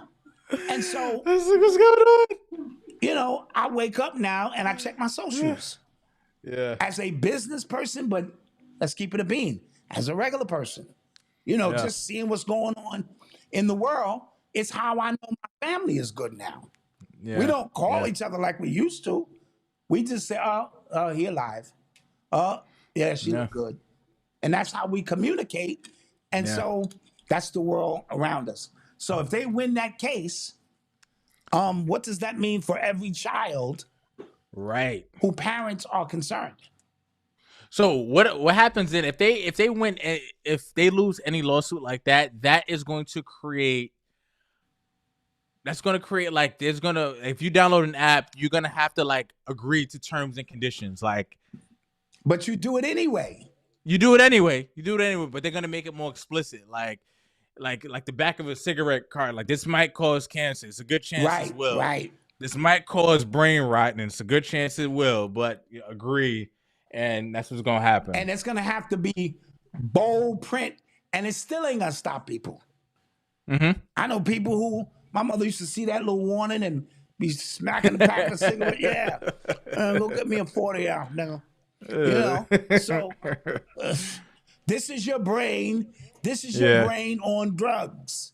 Yeah. Any questions? Yeah, where can I get some weed? You know, so, you know. Did you hear about Bill Cosby? Now that pay that bread. Me. That bothered me. After 19 years, some shit that happened in 1974. 72. Dude, I don't remember a goddamn thing about the 80s. Half the time I was high or just out of my mind. And you gonna bring up some shit from there and say I gotta pay this lady $19 million? That's a fix. Yeah. That's a fix. Yeah. 1972. And how much he got to pay? 19 million. That's crazy. Million. Yeah, that's ill. You know. That is ill. Yeah. But hold on. You are tuned into the sounds of Urban Oh, X. Malcolm, I forgot to give you the dad joke of the day. I opened up my electric bill and my water bill at the same time, and I was shocked. I like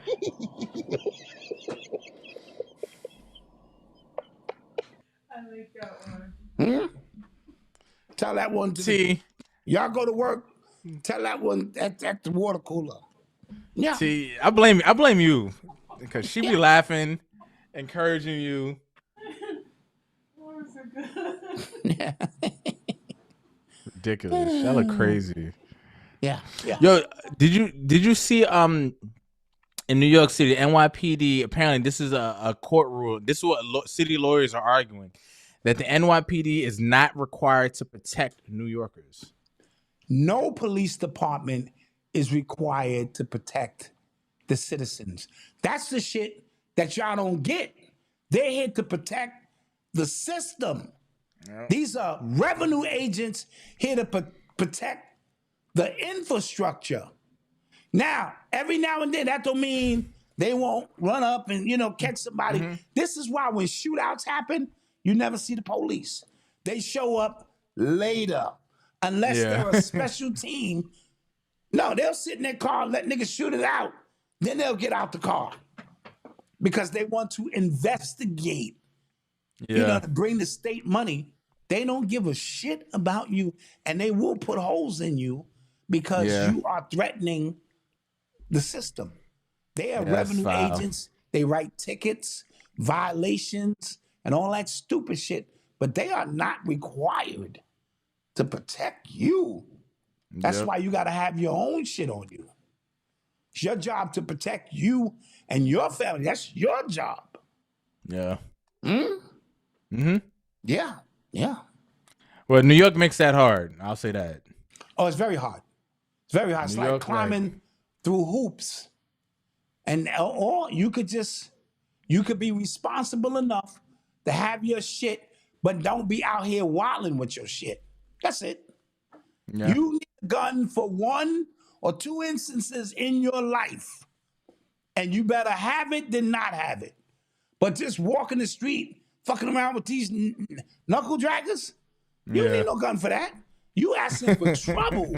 That's you asking for trouble. Right?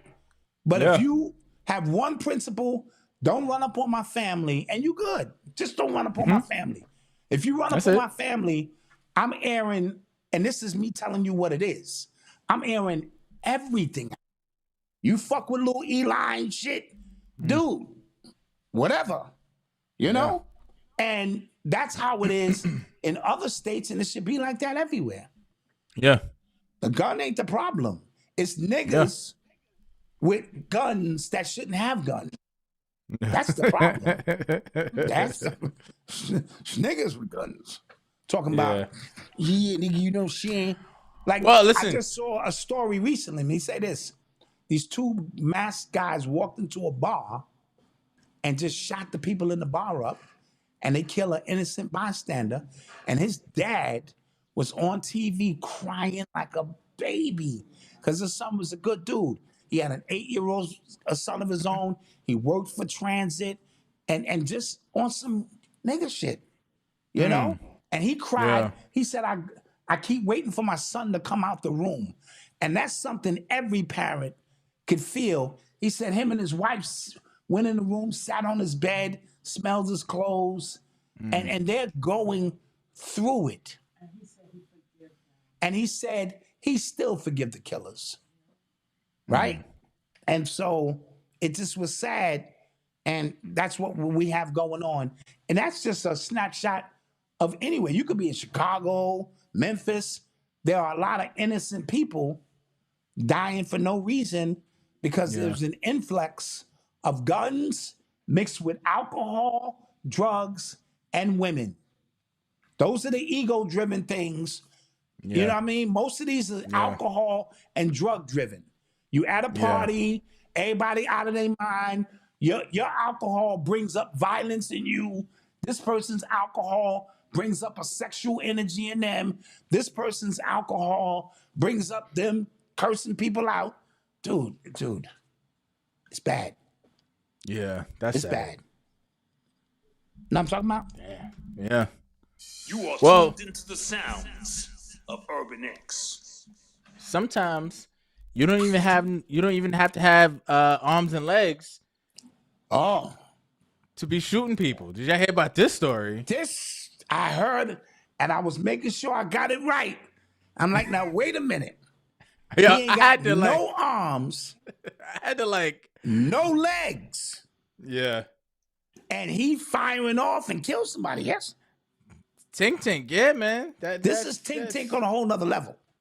Now, God damn. If they say he didn't have no hands, but he had feet, because those people who don't have hands, they know how to use their feet to cook, drive, do paintings and shit, right? So, if he had feet and he pulled his foot up, I'm trying, I can't do it, right? Listen. And was letting off out the window with his foot, and no hands and no feet. And he was driving with a body in the trunk. Oh, nigga, I can't walk and chew gum at the same time. How bad do you want it? You know what I'm saying? How bad do you want it, nigga? How bad This nigga driving with no hands, no feet, clapping out the window at the ops. Jesus, man. Bro.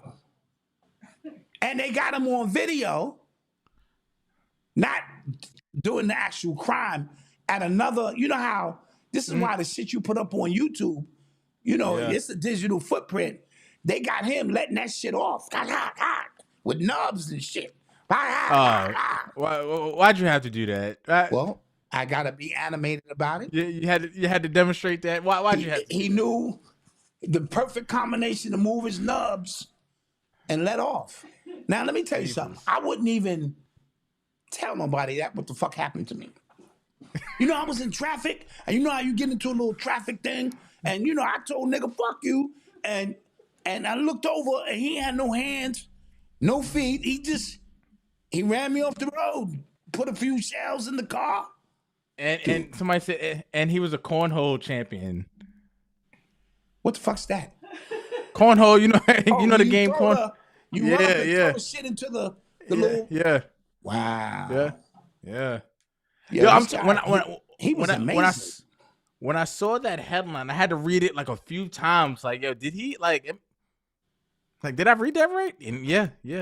And this is why I get on Eli. I'm like, yo, nigga, I'm gonna bring this story to him and say, what's your issues, homie? Nigga, get your shit together. Get up. You got legs, nigga. They just ain't working perfect. This nigga ain't got no feet and no hands.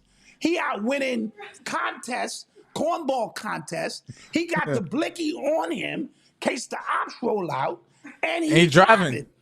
Yeah. Dude, you slacking. I don't know how else to tell you. You know, you gotta get your shit together. Jokes aside, rest in peace to the victim. Jokes aside, rest in peace. Definitely rest in peace to the victim, but damn, that's Yeah. Jesus. You couldn't write that like in a joke. You couldn't do a stand-up Yeah. and write that. That has to write itself. Yeah. Yo, let's take some questions, man. Let's do that on this Saturday night. It is Saturday.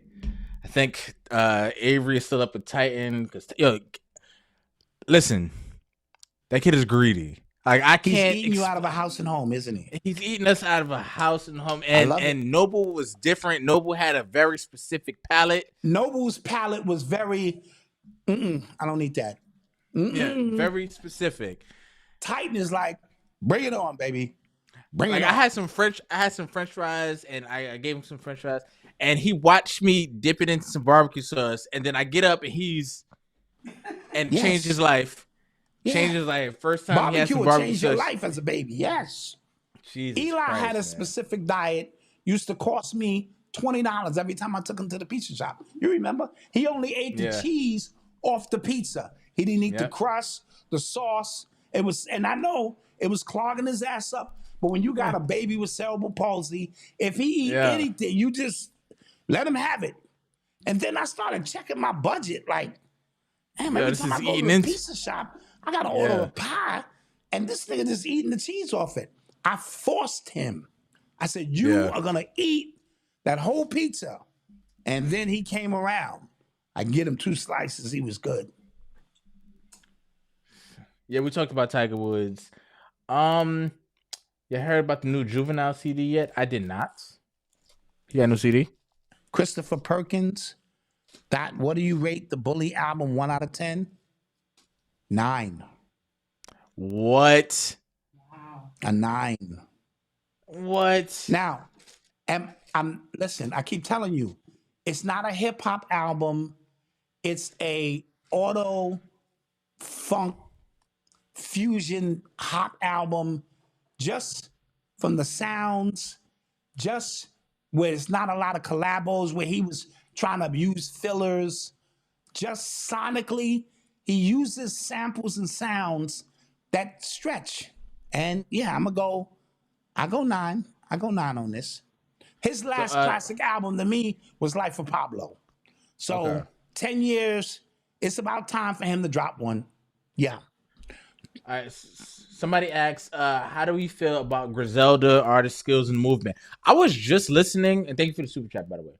I was just listening to What Was Sheen Gonna Do? That was like the last Griselda like album with Conway, Benny, and Westside on the album, because I think they beefing now. I think they broke up, or I know Conway and Westside not seeing eye to eye. But that album was incredible. Why when we was broke, everybody saw eye to eye, right? Yeah. Now we get money, and Yeah, but that album, I'm mad we haven't gotten like another album to that, because all 3 of them, that synergy they call it. I remember they got a song called Spurs 3 on one of their albums, and they all 3 again weaving in and out. Great album, and they dope. And again, they're all older dudes. They talking about jail, drug dealing stuff in Buffalo, and I believe every word of all 3 of them, because I believe that was their Buffalo story. is like that. Yes. Yeah. Yes, Buffalo I truly like do. But as a grandfather now, I still can listen, but I gotta just keep it in its context. Like, I like Stove God. Aaron Cooks is a monster. He's He nice. just did an He's album nice. with Swiss He's Beats, but he nice. can't release it because he's still under Baby Grand label or something. So all his okay. music is on freeze right now. But I like Stove Cook, and all he talking about is cooking that up. You know what I mean? He's nice. He's nice.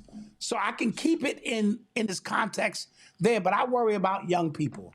I worry about young people who are looking for ways out of the hood. And 95% of our heroes are given to us.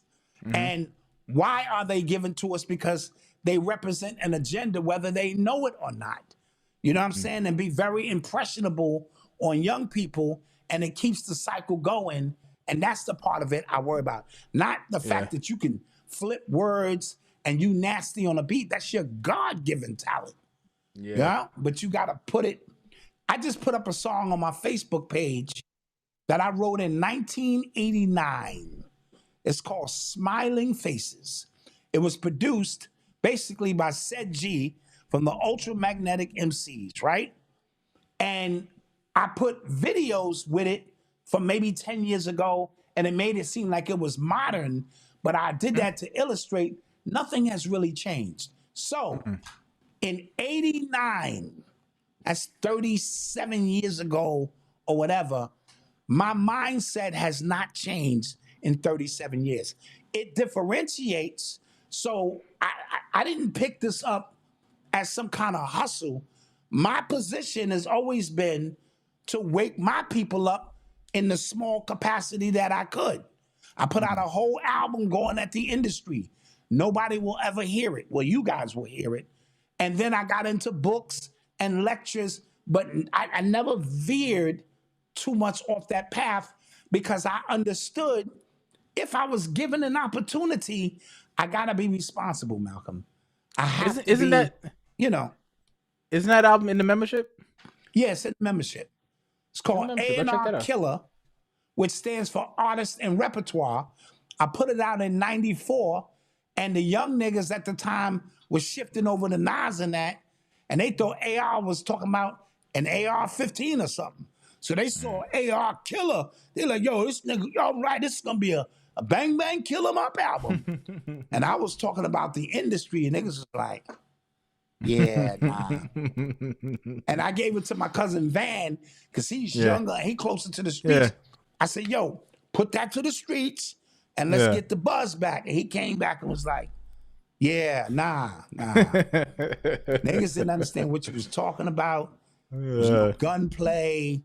You was talking AR something. Niggas was like, you washed, my nigga, you washed. And I truly do believe in 94, I was 26 years old. I was Which is crazy. That means I hit my peak as an MC in high school in 85. I was 17. Really, I've been rhyming before that, but 85 when I put out my first record, I think we were the first ones to do Amateur Night at the Apollo as rappers. I'm still looking for that footage. And so by the time 94, 95 came around, I was washed. I was rhyming like, nigga, from the 80s. Throw your hands in the air, Bullshit. We're going to get on down. We're going to get on down. New niggas was like, nah. That shit you talking, son. We not even going to sugarcoat it, my nigga. That's funny. You are who you are. So the years later, I've made attempts to put out music, and I still sound like 89. Right? And niggas be like, my kids tell me, they go, nah. Eli in particular go, you just missed the mark, Dad. And Odyssey is the worst. She don't pull no punches. Yeah, she don't go, care. Dad, that was whack. But whack for me and my friends, not like your friends, because y'all older. You know, the kids keep it real with you. Yeah. Hold the flag, said Malcolm. When I seen you at the grocery store, okay, that was you. All right, shouts out. Was the food you was buying Hotep? It wasn't. It was some real artificial. Nigga. I need to keep the kids happy, bro. If Oreos. You run up on me anywhere, I am true to form. You ain't ever gonna catch me nervous like, oh yeah, well this is for my cousin. No, nigga. I just picked up a crispy 20-piece. Me and Mama Doc, we going back to the crib. We gonna bust this shit down. Mashed potatoes and all that shit. Shit, you might catch me coming out the weed spot, nigga. Oh, Mama Dot, she want to be fancy right now because she lost 20 pounds and she eating salad. But one thing about her, I can convince her to do wrong. I could be like, try something. It's a new bagel shop. They put the damn egg and cheese inside the bagel. She'll be like, they what? Infused it. Infused it. I mean, let me send you a video. She'll be like, what? I'm like, we need to go and investigate that shit. So she on the fence. That's what I love about Mama Dot. She'll try anything with a nigga. That's funny. But yeah, you won't catch me. You shit, man. Shit. That's funny. I ain't even gonna say nothing, bro. You know. But that being said, guys. With that being said. We appreciate you. Saturday. Yes. Thank you for being here. 1,100 people in here. Hit the like button on your way out. We'd appreciate it. Please hit the like button. Hit the hype button on your way out as well. And we will see you guys on Thursday. We will see you guys on in Thursday. the membership. Go check out the exclusive in the membership. And we you know what, appreciate Malcolm? you. Let me say this. I'm gonna start the Urban X Collection Agency. And I'm gonna start calling people at their house and be like, listen, as you know, this call is being recorded and monitored for customer, quality. Service. We see you've missed about 7 payments of $5. Now, how would you like to work that out? You want to get on a payment plan or? This is gonna get that going right now. Yeah, this is gonna mess up your hood credit. We have operators standing by now to take your payment right this minute. Like, how do you want to do this? And then have Mama Dot clicking, hello, this is customer service. Yes, we take Zelle, everything. Yeah. We're gonna start getting at y'all. So I'll call you at work. Shit, goddamn it. You be like, is this? Yes, this is us. You done missed you owe us $35. And you still been getting service. It's like you stealing cable. Our A-Bots told us you didn't pay, but you still getting the signal. That ain't right. Yeah. You owe us. Yeah. You fuck up your hood credit. Yeah. Anywho, gosh. We love you guys. Anywho, thank you guys. And members, we will see you tomorrow at 11. Yes, members, we'll see you in the morning meetup. Come on through and hang out with us. Yeah. Peace. All right. Peace.